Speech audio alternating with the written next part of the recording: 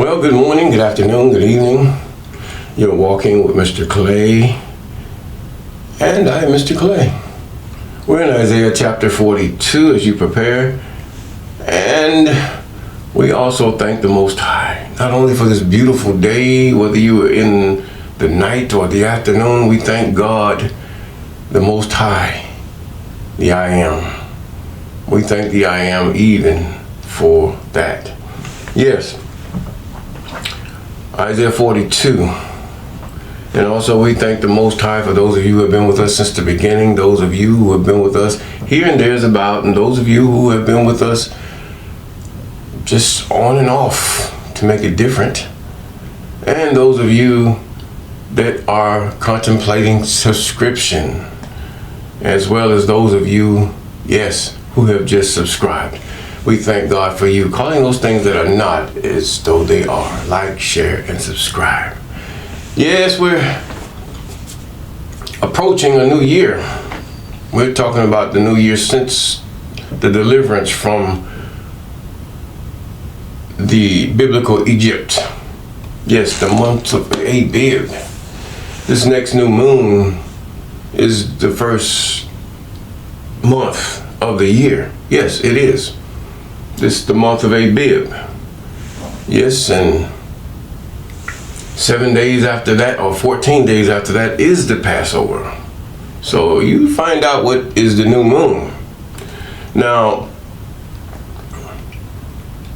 there are so many people that get it wrong. You know, however they do it, I do not know, or whether they're listening to their elders who have probably been getting it wrong here and there anyway, that goes by the new moon.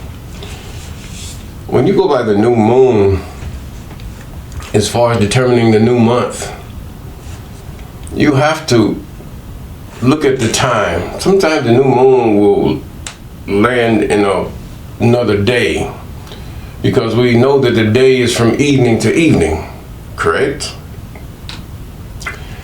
And if the new moon is within that time frame of that evening to evening, it is on that day at evening, whether it's in the wee hours or just when the evening starts. It's not, you can't go by the Gregorian calendar. Many of those who go by the covenant have erred in going by the Gregorian calendar. This is a man-made calendar. This is laws which have been changed. Yes, these are laws that have been changed. Now, this is a very controversial chapter, the book of Isaiah. Christians take it to be, or theologians take it to be, talking about their Messiah, whom their authors use the scriptures contained in Isaiah 42. Yes, they use these things to justify this idol, or this God beside God, this one who is to be worshipped, or they say to be worshipped beside God. And most people put this Jesus before the I Am, Yahweh, Yahusha, or Yahuwah. Yes, Sanini Nanini. Yes, Heya, Ya Allah. In the Arabic language, then the phrase would be Allah. Yes, it is. That's what it is. Don't let the haters fool you. And don't let those who have went another route fool you either. But either way, Isaiah 42. Behold my servant, whom I uphold, mine elect, in whom my soul delighteth. I have put my spirit upon him. Note, I have put my spirit upon him. Now, you go into Matthew, the spirit's supposed to be in him. Okay? He shall bring forth judgment to the Gentiles, He shall not cry, nor lift up, nor cause his voice to be heard in the street. A bruised reed shall he not break, and the smoking flax shall he not quench. He shall bring forth judgment unto truth. Now, they quote this in the book of, I think, Matthew, the bruised reed he shall not break, but that's all they use. Because he did cry out at one time about himself. Yes, according to their narrative. This is not the God of Jacob. This is not the Messiah of Jacob. No, it's not. Now, he shall not fail nor be discouraged till he have set judgment in the earth, and the isles shall wait for his law.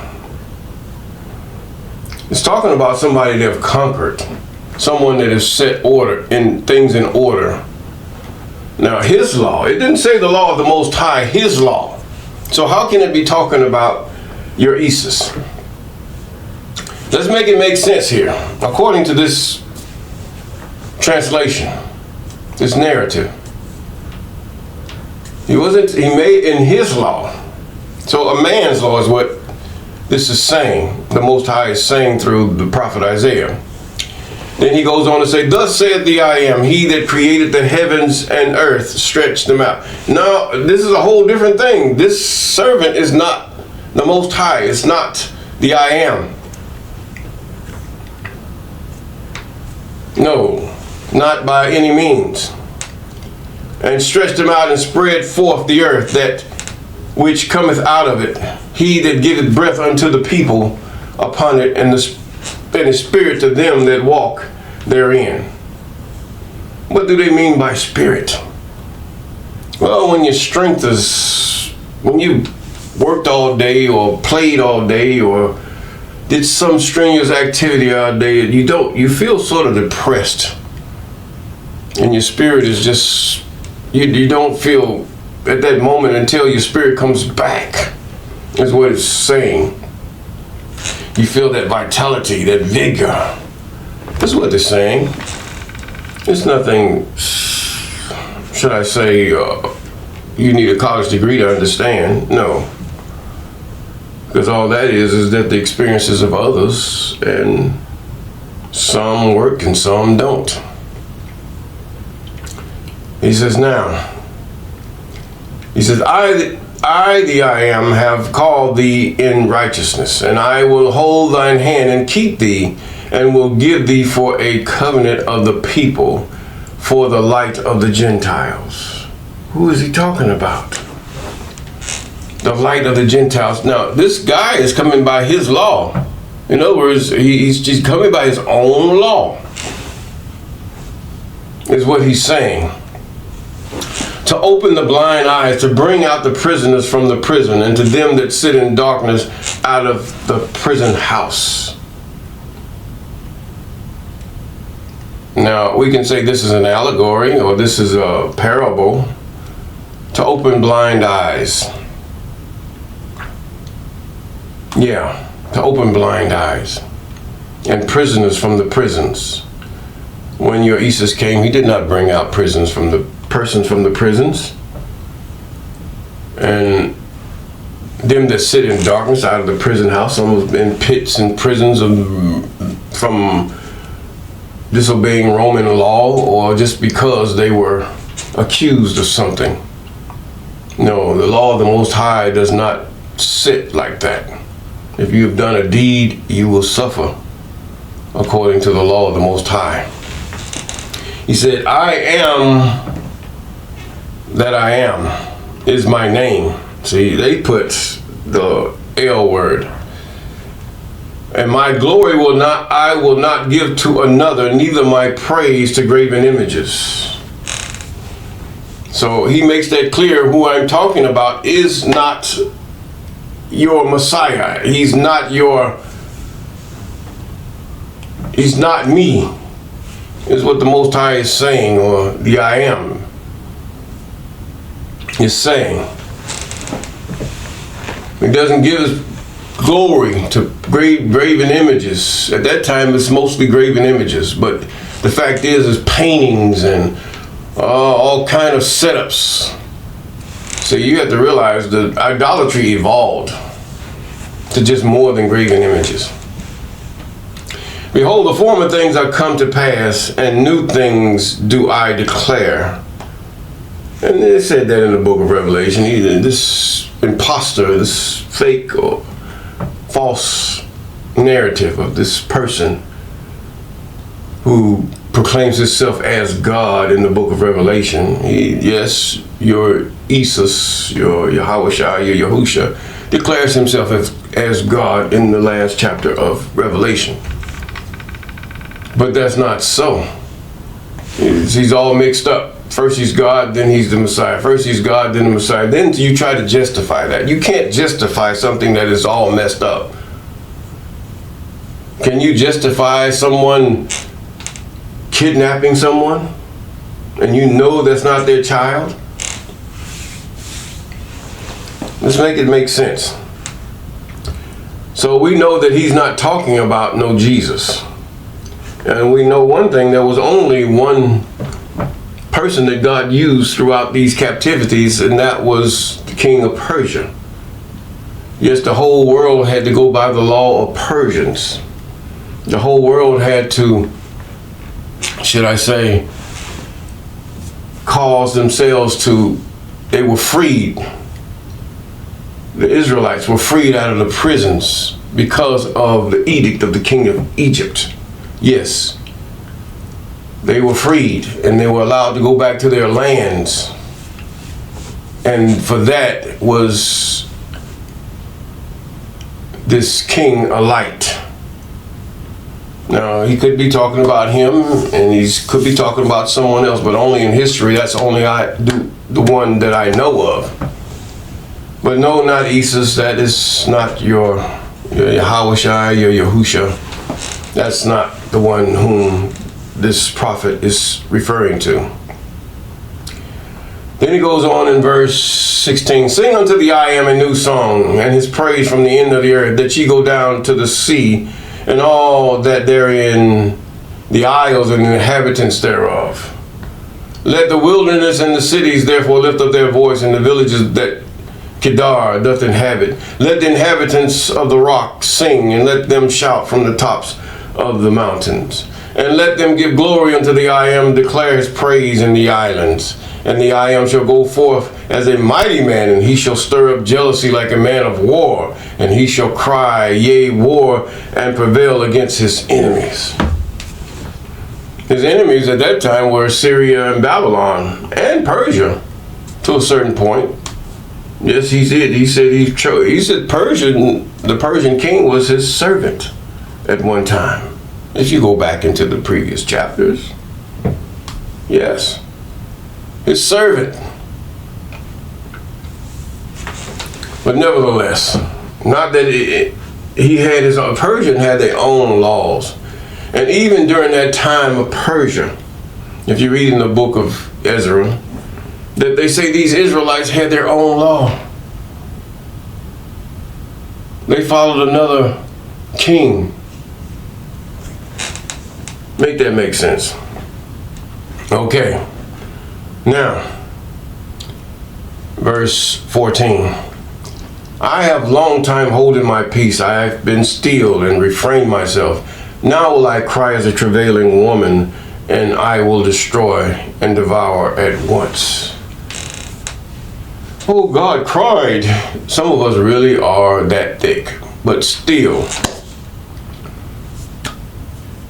you have to pay attention to the words of the Most High.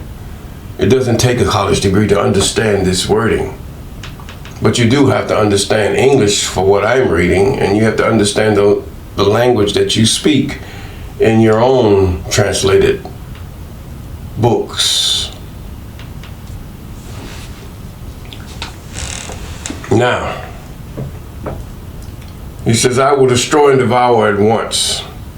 I will make mountains and hills and dry up all their herbs, and I will make rivers islands, and I will dry up the pools, and I will bring the blind by a way they knew not.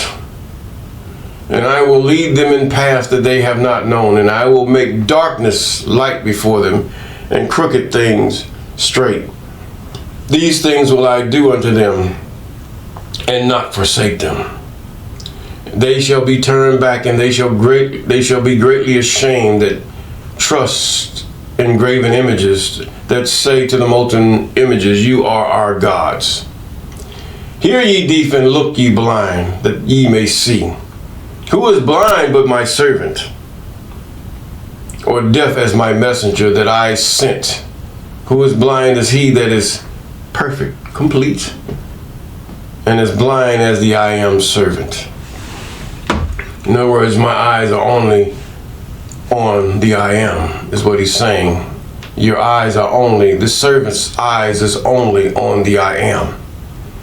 Only on the Creator, his laws, statutes, commandments, and ordinances, and what the I am have told him. Other than that, I don't hear what you have to say. It doesn't move me either way, left or right. But my focus is on him that have created and have perfected even in the earth. Yes. Now, it's a way of saying something. No, it doesn't mean you make yourself blind or pluck your eyes out or whatever, cut off your hand. No, it doesn't mean that. Yes. And the Most High, the only one you can really think about in this chapter is Persia. Persia freed Israel. But nevertheless, Persia still remained as the authority over Israel. Yes, or the children of Jacob, the Israelites, to put it plainly, and that it speaks for itself. He says, seeing many things, but thou observest not, opening the ears, but he heareth not. Just as I said, this is the way we have to see the law, statutes, commandments, ordinances of the Most High. And that which we are prohibited to do by the laws and their statutes, or his laws, the man's laws, we have to wait on the Most High to free us from these things. Yes, just as they were freed from the laws and the prisons of Persia. Yes, and freed from the Babylonian captivity to go worship. See, you have to realize the scriptures are they're not in order. Now, if you took Isaiah and the book of Nehemiah and Ezra and Esther, and you put them at the end of where these prophets are, you'll see the differences. Yes, you will. Now, he says that I am as well pleased for his righteousness' sake. He will magnify the law and make it honorable. What is the righteousness of the I am? The law. Get it right.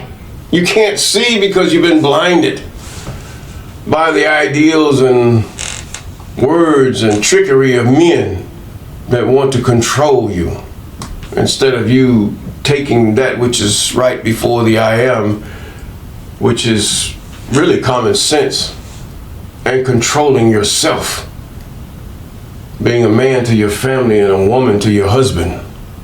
Yes, these things are so. His righteousness' sake, the I am. Now, when it's talking about his righteousness' sake here, it's talking about the I am. He will magnify the law. And what happened? During the book of Israel, that's what they did. They magnified the law, they made it honorable. Did Jesus magnify the law and make it honorable? No. You look at some of the things that he said, and you heard of them, they said, oh, but I say unto you. In other words, he just dissed his father that he says, was that really his father? You gotta make it make sense. Yes, you do. But this is a people robbed and spoiled. They are all of them snared in holes, and they are hid in prison houses. They are for a prey, and none delivereth, for a spoil, and none saith restore. Even to this day, after Israel turned back again, even after the deliverance from Persia, Babylon, and back to Assyria, they went back into gross darkness. Yes, even to this day. None saith restore. And now it is very gross that majority of Israelites have been so mixed and so spread apart and so indoctrinated with different religions. It's impossible, as far as my point of view, to even bring them back to a place where things are restored to where they were. And no, we're not going back into the Stone Age, should we say. The children of Jacob are not going back into that time. You're in a different time now. Your dress is different. You talk different. And some of you your memory is so messed up because of the dilution of the laws that you used to know is gone. It's diluted. Yes. And then we do not have the book of the law. All we have is an historical count of the law. This is all we have. Ezra and Nehemiah and all of them had the book of the law. The same book that Joshua read from. Yes, or Oshay read from. But today that book is hidden. That book is gone. And all we have is the historical account that's translated by those who want to control, but they had to get it right just in case somebody come up and say this was wrong. But then again, you say, where are the ancient letters? Where are they? You say your Jesus is this and that. Where are the ancient letters? They're nowhere. It's all made up. There's no ancient letters. If so, show me.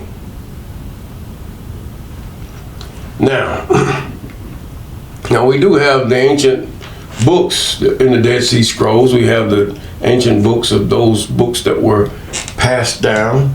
Even Africa, you said everything was passed by word of mouth. No, you wrote. Many African societies and civilizations wrote. If they didn't write, why would they have Timbuktu? Make it make sense. He says, but this people is robbed and spoiled. Yes, that's what was happening through the Assyrian and Babylon and the beginning of the Persian period. Yes, they were robbed and spoiled. All of them snared in holes, and they were hid in prison houses. This is what he's talking about right here. This is exactly what he's talking about. Excuse me. For he pray, and none delivereth, for he spoil, and none saith restore. Excuse me again. Who among you will give ear to this? Who will hearken and hear for the time to come? See, Isaiah is still back in the Assyrian period. This is history. Who gave Jacob for a spoil and Israel to robbers? Did not the I am? Because of what? Idolatry. Idolatry leads to everything. Fornication, adultery, effeminacy, bestiality. It's idolatry. Let's go. Yes, it does. Then he goes on to say, and Israel to robbers, and did not the I am against whom we have sinned? For they would not walk in his ways, neither were obedient unto his laws. Whose law? The I am law, the righteousness of God. The righteousness is of God is the law. To learn God's righteousness, you have to learn the law. You have to obey the law. That's what it is. You don't like that, do you? Some of you don't. You can say commandments or whatever. It's law. If you were to be of the kingdom of heaven or the kingdom of the I am or the kingdom of God, this is the law of the kingdom of God. This is what we must walk by. Calling those things that are not as though they are. Walking in a land that opposes this law. You can tell that even by they let murderers live. And those who do hideous deeds live in a prison for what? But yet the righteous, they condemn. And then some that are falsely accused of things that they shouldn't have accused them of. Now, God gave Jacob for a spoil. with ships into another Egypt they never knew. Therefore, he had poured upon him the fury of his anger. And today is still the same thing, because we are a stiff-necked people. We follow anything that glitters in gold, that look different than ourselves, because we hate ourselves. Who has given us this? If not the I Am, he's allowed spirits to do it. Because we have chosen artificial things over what is natural. And the strength of battle, and it came, and it had set him on fire round about, yet he knew not, and it burned him, and it laid it not to his heart. Yes, the I Am did not, it didn't even flinch at that, because what man or woman in their right mind would let their creation or their offspring just run over them and diss them? If you do, you don't have any principles. You're lower than the dust. Even God even says a child that does not honor his father or his mother be put to deletion. Yes. And by that, it is a way of God taking this and showing you your relation to God. You don't diss God and you think you're going to get away with it. And you as a parent, you give your children everything. You bow down if they're crying. A baby is one thing, but when they begin to get a child and know better, there's another. A baby has to have milk. A baby is hungry. A baby doesn't care about all that other stuff. That's you. The baby is just happy with looking in your face as a child. And children are too, until you spoil them with what you want, you imagine for yourself. Let them be who they are.